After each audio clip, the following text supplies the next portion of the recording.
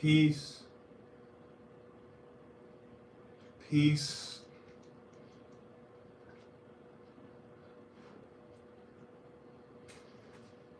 peace.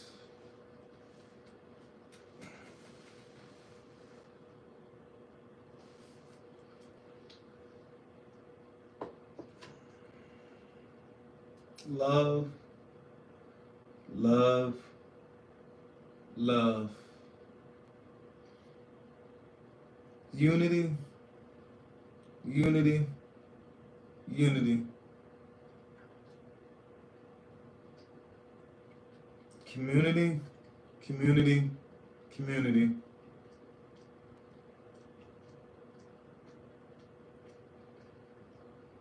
Family, family, family. Peace, peace, peace, peace.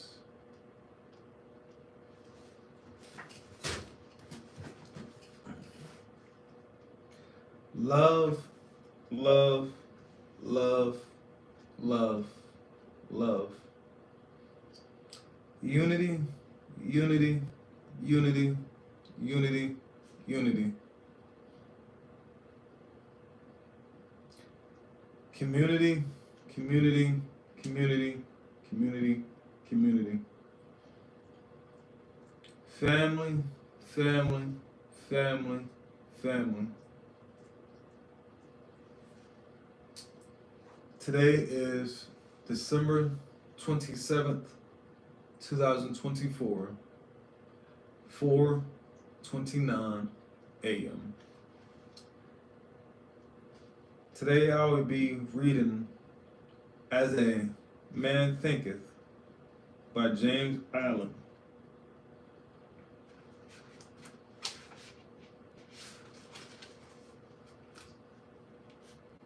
He is on Amazon, so go ahead and check him out. He is on Amazon. As a man thinketh. Mind is the master power that molds and makes, and a man is a mind, and evermore he takes the tool of thought and shaping what he wills, brings forth 1,000 joys and 1,000 ills. He thinks in secret, and it come to pass.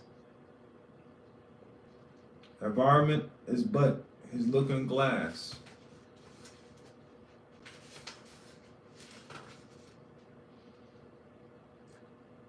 Thought and character. The aphorism, as a man thinketh in his heart, so is he, not only embraces the whole of a man being, but is comprehensive as to reach out of every condition and circumstances of his life. A man literally, what he thinks, his character being the complete sum of all his thoughts. As the plant springs from and could not be without the seed, so every act of a man springs from the hidden seeds of thought, and he could have appeared without them. This applies equally to those acts called spontaneous and unpremeditated, as to those which are deliberate executed. Act is the blossom of thought, and joy and suffering are its fruits. Thus does a man garner in the sweet and bitter fruitage of his own husbandry. Thought and mind hath made us what we are by thought, was wrought and built. If a man mind hath evil thoughts, pain comes on him as comes the will, the ox behind. If one endured impurity of thought, joy follows him as one shadow, sure. Man is growth by law, and not creation by artifact. And cause and effect is absolute and undeviating in the hidden realm of thought, as the world of visible and material things A noble and godlike character is not a thing of favor or chance, but is the natural results of continued effort in the right thinking, the effect of long cherished association with godlike thought. A ignoble and best character by the same process is the result of the continuing harboring of rival thoughts.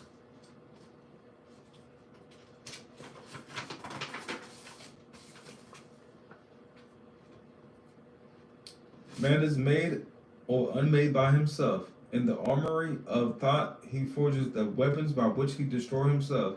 He also fashions the tools with which he builds for himself heavenly mansions of joy and strength and peace. By the right choice and the true application of thought, man ascends of the divine perfection. By the abuse and wrong application of thought, he descends below the level of the beast. Between these two streams are the grades of character, and man is the maker of and master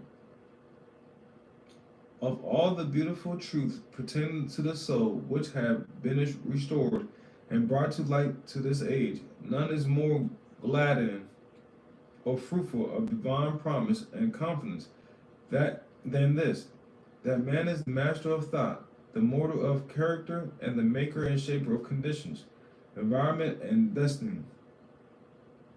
As a being of power, intelligence, and love, and the lord of his own thoughts, man holds the key to every situation and contains within himself that transforming and regenerative agency by which he may make himself that he wills. Man is always the master, even in his weakest and most abandoned state. But in his weakness and degradation, he is the foolish master who misgoverns his household. When he begins to reflect upon his condition and to search diligently for the law upon which his being is established, he then becomes the wise master, directing his energies with intelligence and fashioning his thoughts to fruitful issues, such as a conscious master.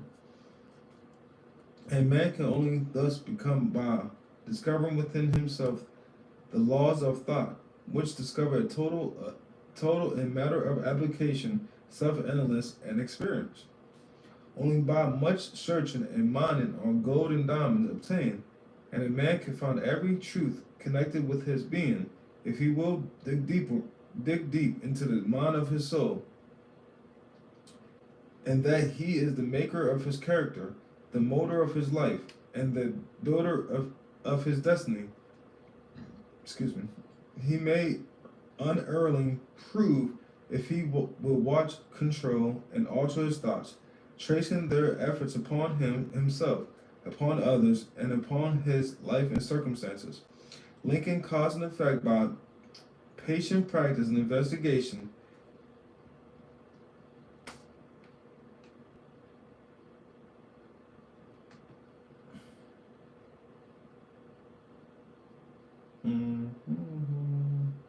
Investigation and utilizing his every experience, even to the most trivial everyday occurrence, as a means of obtaining that knowledge of himself which is understanding, wisdom, power. In this direction, as in no other, is the law absolute that he that seeketh findeth, and to him that knocketh it shall be opened. For only be patient, practice, and ceaseless importunity can a man enter the door of the temple of knowledge. Effective thought on circumstances. A man's mind may be linked to a garden, which may be intelligently cultivated or allowed to run wild. But whether cultivated or neglected, it must and will bring forth. If no useful seeds are put into it, then abundance of useless weed seeds will fall therein, and will continue to produce their kind. Just as the garden cultivates his plot, keeping it free from weeds, and growing the flowers and fruits which he requires, So may a man tend the garden of his mind, weeding out all of the wrong, useless, and impure thoughts, and cultivating towards perfection the flowers and fruits of right, useful, and pure thoughts. By pursuing this process, a man sooner or later discovers that he is the master gardener of his soul, the director of his life. He also reveals with himself the laws of thought and understands with every increasing accuracy how the thought forces and mind elements operate in the shaping of his character, circumstances, and destiny. Thought and character are one, and as character can only manifest and discover itself through environments and circumstances, the outer conditions of a person's life will always be found to be harmoniously related to his inner state. This does not mean that a man's circumstances at any given time are an indication of his entire character, but those circumstances are so intimately connected with some vital thought element within himself, for that time being, they are indispensable to his development. Every man is where he is by law of his being. The thoughts which he has built into his character have brought him there, and in the arrangement of his life there is no element of chance, but all in this result of law which cannot err. This is just as true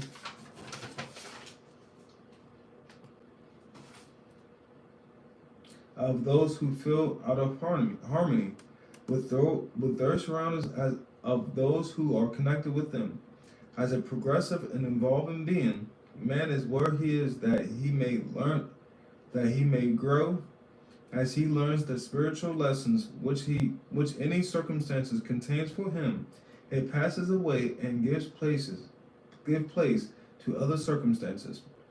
Man is buffeted by circumstances so long as he believes himself to be creature of outside condition, but when he realizes that he is a creative power and he may command the hidden soil and seeds of being out of which circumstances grow, he then becomes the rightful master of himself. The circumstances grow out of thought, and every man knows who has, for any length of time, practiced self control and self purification, for he would have noticed that the alteration in his circumstances has been exact ratio with his altered mental condition. So true that when a man earnestly applies himself to remedy that defects in his character and makes swift and marked progress, he passes rapidly through a succession of vicious studies, vicissitudes means the quality or state of being changeable.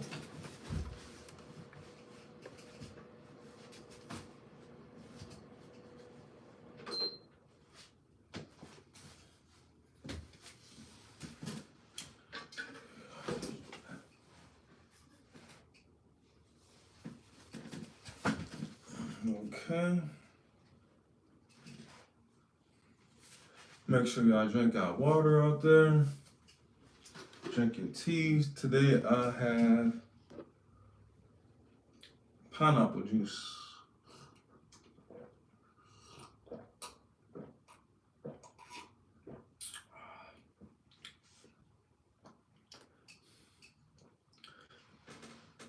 And I also have my tea.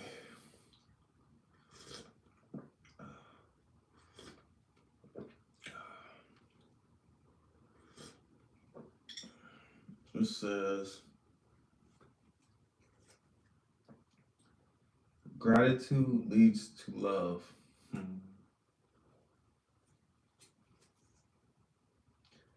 I am grateful for all of um, my subscribers. I don't want to call them subscribers no more. All my leaders. Yeah. Um, so YouTube, Facebook, be leaders. Be not followers. You're not my follower. You're my leader. You can lead in any way you want to. Just pick one. There's many leaders out here, y'all. Which one are you? Um, so I am grateful for that. Um, I'm also grateful for today. I'm grateful for my wife. She's on YouTube as well. She be crushing it, y'all. She be doing her thing. So I need y'all to help me, um, help me to beat her. So make this video go from 1 share to 10 shares, 10 shares to 100 shares, 100 shares to 1,000 shares, 1,000 shares to 10,000 shares, 10,000 shares to 100,000 shares, and y'all know the rest. 100,000 shares to 1,000,000 shares. And the amazing thing about it, y'all, it starts with you. So let me get back into this book. I am reading As a Man Thinketh by James Allen.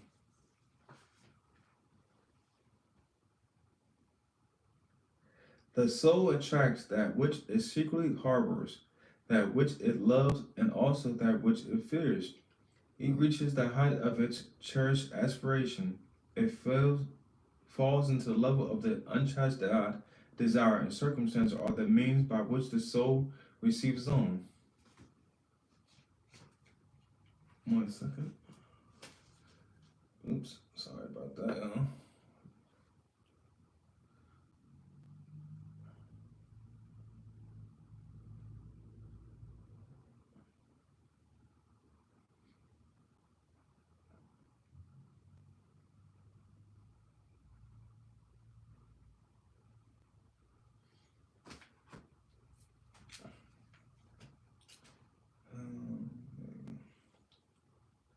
every thought, seed sown or allowed to fall into the mind and to take root there, produces its own blossoming sooner or later into act and being its own fruitage of opportunity and circumstances. Good thoughts bear good fruit, bad thoughts bad fruit. The outer world of circumstance shapes itself to the inner world of thought, and both pleasant and unpleasant external conditions are factors which make for the ultimate good of the individual as the reaper of his own harvest. Man learns both by suffering and bliss, following the inmost desires, aspirations, thoughts by which he allows himself to be dominated, pursuing the will or the wisps of impure imagines, or steadfastly walking the highway of strong and highway endeavor. A man at last arrives at their fruition and fulfillment in other conditions of his life. The laws of growth and adjustments everywhere obtain. A man does not come to the pothouse or the gaol by the training of fate or circumstances, by the pathway of groveling thoughts and base desires. Nor does a pure-minded man fall suddenly into crime by stress of any mere external force. The criminal thought had long been secretly fostered in the heart, and the hour of opportunity revealed its gathered power. Circumstances does not make the man; it reveals him to himself. No such conditions can exist as descending into vice and its attendant sufferings apart from vicious inclinations, or extending into virtue and pure happiness without the continuing cultivation of virtuous aspiration in man. Therefore, as the Lord and Master of thought, is the maker of himself and shaper and author of an environment. Even at birth, the soul comes into his own, and through every step of his earthly pilgrimage, it attracts those combination of conditions which reveal itself, which are the reflection of his own purity and impurity, its strength and weaknesses. Men do not track that which they want, but they which they are. There are whims, fancies, and ambitions are thwart at every step.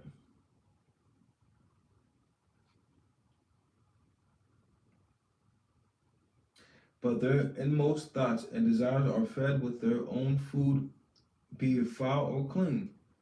The divinity that shapes our ends is in ourselves.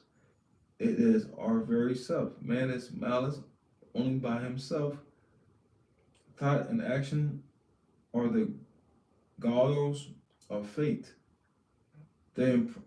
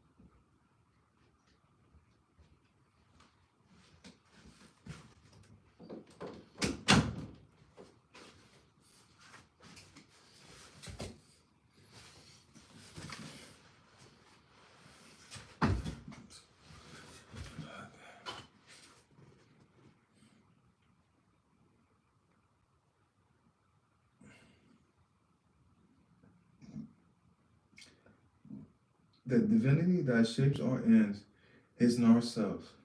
It is our very self. Man is malice only by himself. Thought and action are the guilelers, Gaolers, of fate. They imprison being base. There are also the angels of freedom. They liberate being noble. Not what he wishes and prays for does a man get, but what he justly earns. He wishes and prayers are only gratified and answered when they harmonize with his thoughts and action. In the light of this truth, what then is the meaning of fighting against circumstances? It means that man is continually revolting against effect without, while all the time he is nourishing and preserving its causes in his heart. They cause may take in form of a conscious vice or an unconscious weakness. But whether it is, it stubborn retards the effort of his possessor and thus call aloud of remedy. Men are anxious to improve their circumstances, but are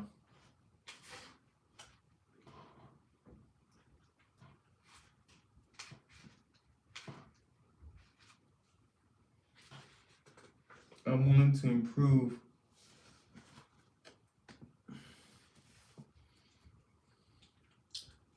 themselves. They therefore remain bound. The man who does not shrink from self crucifixion can never fail to accomplish the object upon which his heart is set. This is a true of earthly as heavenly things.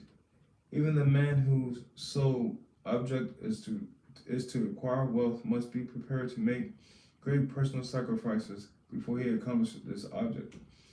And how much more so he would realize a strong and well posed life. He is a man who is wretchedly poor. He is extremely anxious that his surroundings and his home comfort should be improved. Yet all the time he shrinks his work and consider he is justified in trying to deceive his employer on the ground of the insufficient of his wages. Such a man does not understand the simplest rudiments of those principles which are the basis of true prosperity. And this is not totally unfitted to rise out of his wretchedness, but is actually attracting to himself a still deeper wretchedness by dwelling in and acting out indolent, deceptive, and unmanly thoughts. He is rich. He is a rich man who is a victim of painful and persistent disease as the result of gluttony. He is willing to give large sums of money to get rid of it, but he will not sacrifice his gluttonous desires. He wants to gratify his taste for rich and unnatural viands. The oh, I didn't even know that word means. I got a pen in here. Oh, there go one.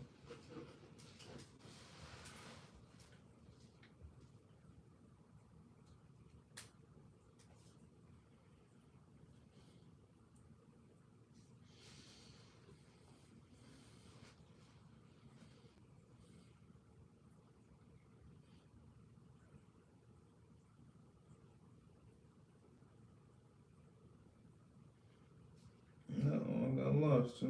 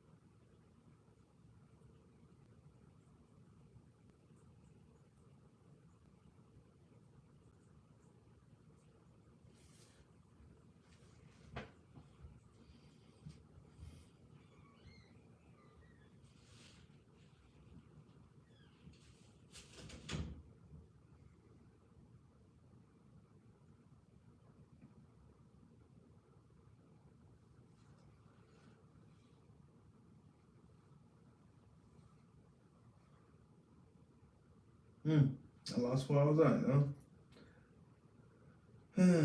He is rich, man.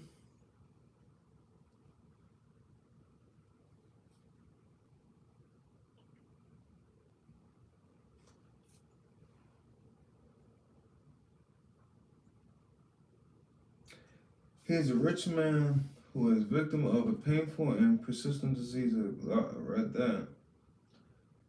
Such a man is totally unfit to have health because he has not yet learned the first principle of healthy life. Here is an employer of labor who adopts crooked measure to avoid paying the regulation wage, and in the hope of making larger profits, reduces the wage of his work people. Such a man is altogether unfitting for prosperity, and when he finds himself bankrupt, both as regards reputation and riches, he blames circumstances, not knowing that he is the sole author of his condition. I have introduced these. Man, here's a rich man who is a victim of painful and persistent disease of gluttony. He is willing to give large sums of money and get rid of it, but he is not willing to sacrifice his gluttonous desires. He wants to gratify his taste for rich and unnatural. Oh, there you go. Right from my face. Viands, and have his health as well. Such as a man is totally unfit to have health because he has not yet learned his first principle of healthy life.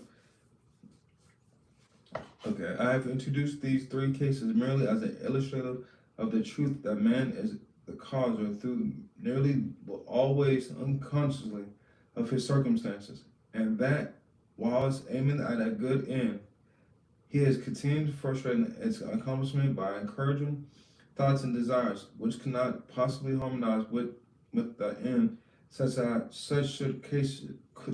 cases should be multiplied and varied almost identified, but this is not necessary as the reader can, if he also resolves trace the action of laws of thought in his own mind and life, and until this is done, mere external facts cannot serve as ground for reasoning.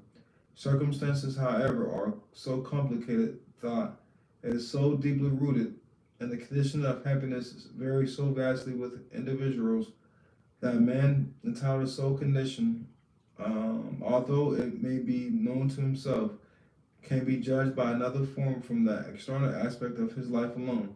A man may be honest in certain directions, yet suffer privations. A man be dishonest in certain directions, yet acquired wealth. But the conclusion usually formed that the one man fails because of his particular honesty, and the other prospers because of his particular dishonesty, is the result of a superficial judgment, which assumes that the dishonest man is almost totally corrupt, and the honest man is almost entirely virtuous. In the light of deeper knowledge and wider experience, such judgment is found to be erroneous. The dishonest man may have some admirable virtues which the other does not possess, and the honest man obnoxious vices which are absent in the other. The honest man reaps the good results of the honest thoughts and acts.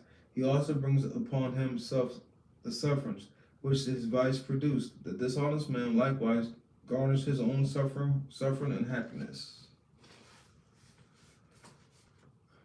So that was As a Man Thinketh by James Allen. The next book I'll be reading is called, excuse me,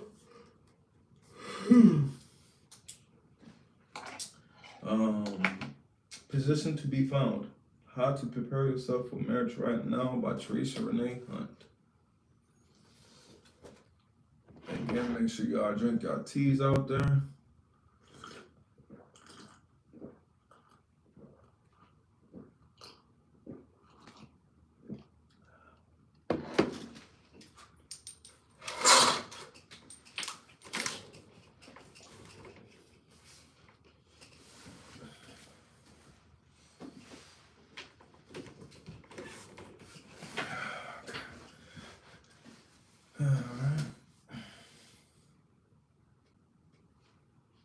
Go ahead and go to my wife page, Dion's Life, DIONNE''S.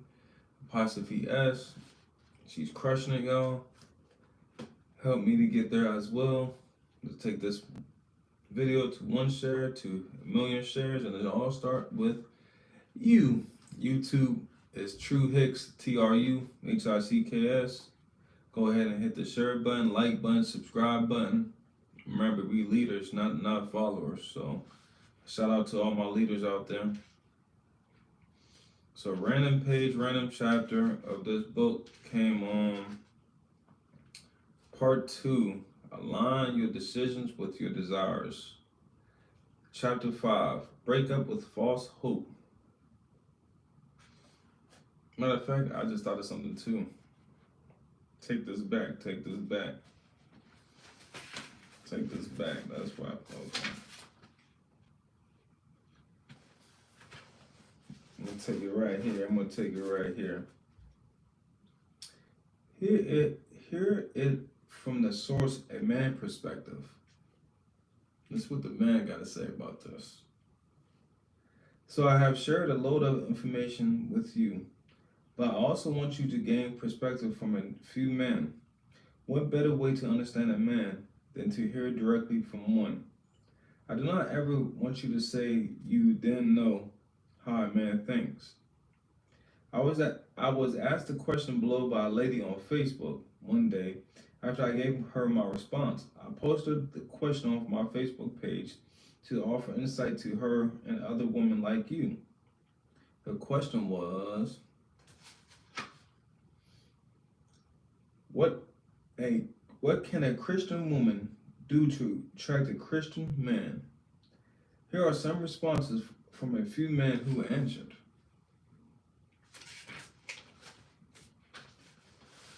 Honesty is the best policy. No game plan. Be the woman God created you to be, not who you think you should be or what you think he, the man, wants you to be. Now, I'm not saying not to make a good impression, but don't make a fake impression either. Michael Banks, single man. The best, the best and the only way for a woman to attract the right man is to implement and maintain abstinence, value her time, have loyalty, and a great personality. All honorable man wants is a good woman who is worth the best love and devotion. Jermaine Johnson, single man. Be who you are. If the Spirit of Christ is in you, both, then the Spirit will take it from there. Again, I say, be who you really are, not what anyone tells you or suggests you should be, but be who and what you are. Minister Charles Caller, a happily married man. Being open and honest about spirituality, not your sexuality. Putting God first. Joshua Hicks, single man. A woman whose life is in order as far as her relationship with Jesus Christ, career, work, ethnic, commitment to biblical principles, dating habits, submission to godly authority in her life, etc. In many instances, is attractive to the kingdom-minded man. Dr. Julian Hunt, happily married man. Okay, I'm going to keep it real. Christian men are men. As with other men, our attention is grabbed by good looks and what we like physically, period.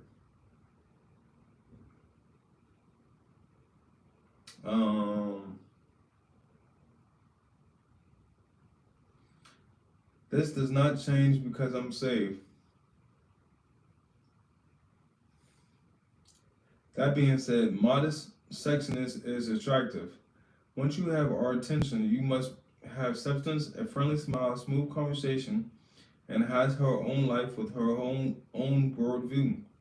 Last and not least, a life of service to God. I always tell Shalisha Moore, my wife, that nothing turns me on more than watching her serve God. Minister Evans Moore, happily married man.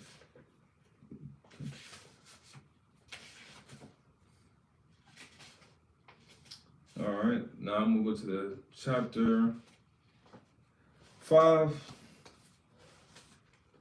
Break up with false hope. Jewel of wisdom. Being more in love with the idea of love rather than actually experience true love will cause you to be committed to false hope. It is time to break up with false hope and shake your clouded emotion, feelings, and fairy tales endings so you can clearly see facts, knowing the truth will set you free from the emotion bondage of false hope. Ready for the ring. Are you committed to false hope? I describe false hope as a strong aspiration for a happily ever after future with a man despite all the odds and evidence that suggests otherwise. False hope is anticipating something that has a strong chance of not happening, but you ignore the facts and insist of believing your wish. I meant to tell him that too. False hope is what caused you to remain committed to your desires even though the man you are with may not be fully committed to you. False hope is the aspiration that keeps many women in relationships well past their expiration date and cause women to fall prey to a man who can very easily take advantage of them. False hope breeds desperation. Once you have made up in your mind that you will do whatever it takes to make your dream come true, despite the odds and even his lack of commitment, then you will allow your feelings to override the very present facts that exist. Excuse me.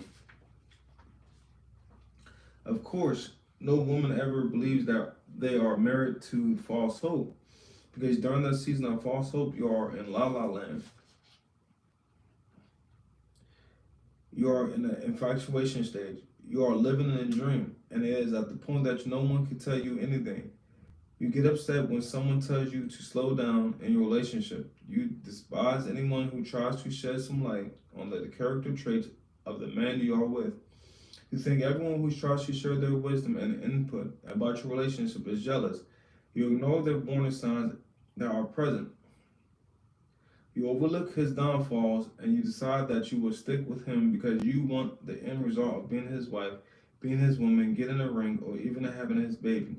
You want you want what you want, no matter the cost, no matter the consequences. Because truthfully, you do not believe there are any. You become oblivious to the truth that you are forsaking the facts about him and your relationship in order to satisfy your feelings. False hope in action. Take one. When I was single, I lived in false hope a number a number of times. I'm sharing my life with you because I want you to know that you are not alone in what you are dealing with as a single unmarried woman. My goal is to help you break some of the unhealthy behaviors which are hindering you from being in a position to be found by your true husband. Living by false hope is indeed a habit you must break. Among many times, there are two specific times that I remember being completely overtaken by my false hope. The first time when I was a senior in high school, I wanted to have the story. Hmm, okay. I'll read this last paragraph and wrap it up. The first time I was a senior in high school, and I wanted to have the story of marrying my high school sweetheart. Like I witnessed on television and in the movies. I wanted this desperately, even if I meant I would need to lower my standards to get what I wanted. My boyfriend at the time told me he wanted to marry me one day. He made me a promise that would propose to me in a specific year. This was like music to my ears, and I believed him with all my heart. But the problem was the year of proposal was planned as the year we graduated from college. As 18 years old, we had not quite experienced life yet. We just graduated from high school and we were preparing for college. I was the I was the recipient of a tuition scholarship at a state university. However, he was accepted to a university in the south, of miles away. Due to circumstances of being miles away, he suggested we break up so that we would not prevent one another from fully enjoying the college experience. I reluctantly agreed, and with that, we planned to continue our relationship with an unofficial title. And he made agreement that whenever he came home from the holidays and semester breaks, we would be back together again. As I reflect upon this situation, I was so in love with the idea of marrying my high school sweetheart that I deceived myself into thinking that giving each other space and reuniting during their breaks was a pure love experience. I was married to false hope. I was believed that this pattern would work for 4 years of college, possibly more, and then we would magically get married. I believe he loved me and that he would indeed propose to me one day. I chose to believe that absence would make our hearts grow fonder, while I secretly hoped no one else would ever catch his eye like I had.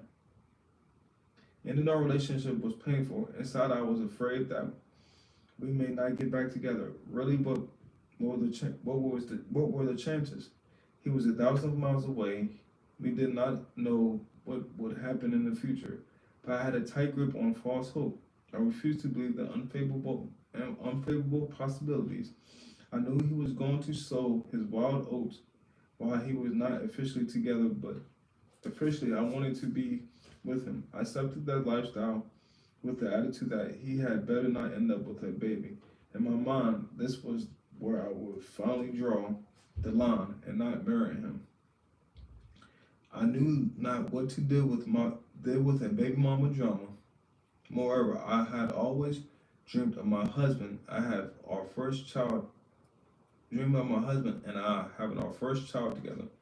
I know, right? You may be thinking that I was crazy to believe that he and I would reunite after college and marry one another. I'm actually laughing at myself as I'm sharing this story with you because my beliefs about the entire situation were very foolish.